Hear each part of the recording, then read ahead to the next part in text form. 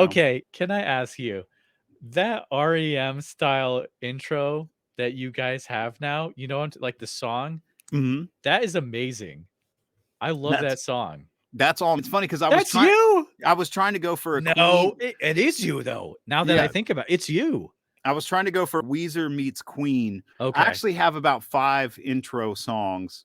Oh I my need to goodness, finish the it's other ones so because I want to good. rotate them.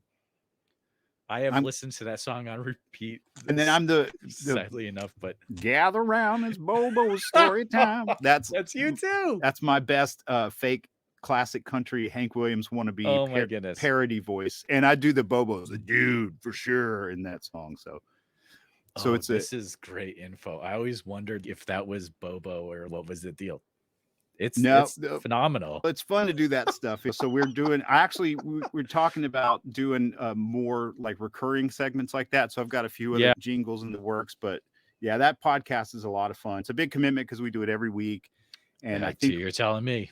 I think we're at like 140 something episodes now, Yep. and so it's a lot of fun. I'm glad people enjoy it. It makes me super happy every time. I appreciate it. I know a lot of people appreciate it. And like you've even helped the podcast go off in what was it, the Ohio Bigfoot conference? There was a live episode Mhm. and you were there doing your thing, right? Making sure it all went off without a hitch. That was pretty cool. I Yeah, wasn't there. I heard about it, but that one and CryptidCon. We did 2 different live ones, oh and they yeah, yeah, yeah. both the audio. I wish the audio was cleaner for the listeners. In both of those Mm. situations, we couldn't get a direct line out of like the Oh, sure. Yeah, soundboard, yeah, yeah. and so we had to use some creative sort of combinations of things that probably shouldn't have been combined in order to get those scratchy, Okay. rough Yep. signal that we Yep. got. But I love the content of both of those. What's funny because when It's good.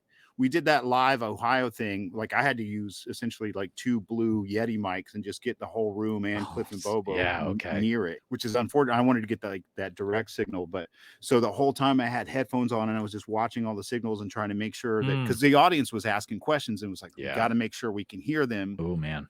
So I wasn't really like listening. I was more watching these signals. And so when I got home to edit that one, I was like, damn, this was really good. Like It's the good. Bobo's one-liners in that one, like he had a lot of zingers. And I was like, oh, Bobo was like on fire that night. I was sitting right next to him, but I didn't hear him. You know what I mean? Right. No, it's good. And I'll reel back the fanboy in a few minutes, but I'm gonna go on for a few more minutes. I would say favorite Bigfoot and Beyond episode is the Bob Saget one. When you talked about because you're in it too. It is a solid episode, and it's a really cool look at I think a time where not many people, well, like a lot of people were involved with that episode. And I'm just gonna say we're not gonna talk about it here because I want you to go listen to Bigfoot and Beyond. It is a stellar episode. Can you give maybe a behind the scenes look into what's the workflow of preparing a Bigfoot and Beyond episode? Usually Cliff and Bobo book the guests. And so sometimes that can be booked in advance, but usually it's just they've got a long list of friends and contacts and let's see who's available that we haven't had yet or what's Hmm. if there's something topical that occurred. I see my role as a producer and I played music in a major label recording band back in Oh, the day. okay. So I worked with record producers and understood the nature of their job, so to speak. And so I tried to bring that to some degree to the podcast. So the way that we treat it essentially is it's a pretty big free for all on the recording because I want everyone to feel I don't want anyone to ever get red light fever. And that doesn't always apply to Cliff and Bobo because they've done TV and speaking gigs for so long, but sometimes guests get nervous.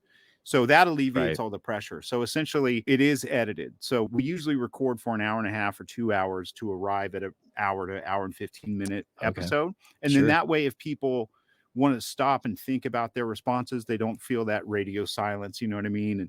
And if they say a lot of ums and ahs and things, I can remove That's really those. smart. Yeah. Yeah. That's the beauty of audio only is that some of these episodes have hundreds of micro That's edits in them true. because you can't see the jump cuts because it's Yeah. Yeah. audio Yeah. Yeah. only. For me, I want everyone's like just talk and be as comfortable as you can, say whatever you want, and then on the back end we'll polish it and tighten it and make it into a Sure. really tight, concise conversation. And I think we've got a good flow of that. Wow. So it's a little longer because I'm on all the calls, and so it's usually like an hour and a half call, and then we do that multi-track. So then I fly in all the tracks and mix Okay. and EQ and compress each one individually, cut out all the background noise in certain tracks.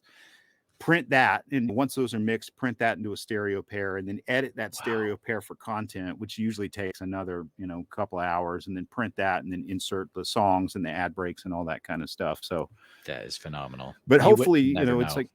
like just the best of the best, those conversations, because again, Cliff and Bobo are always on fire, but we don't want guests to ever feel like they're under pressure to have to, if they want to stop and pause, or if we were at my secret spot up at, oh, I shouldn't have said that. It's like, hey, I can edit that out. I know what you're talking about because Yeah. I've had those edits in my show.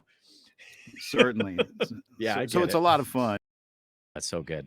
Well, the editing is phenomenal.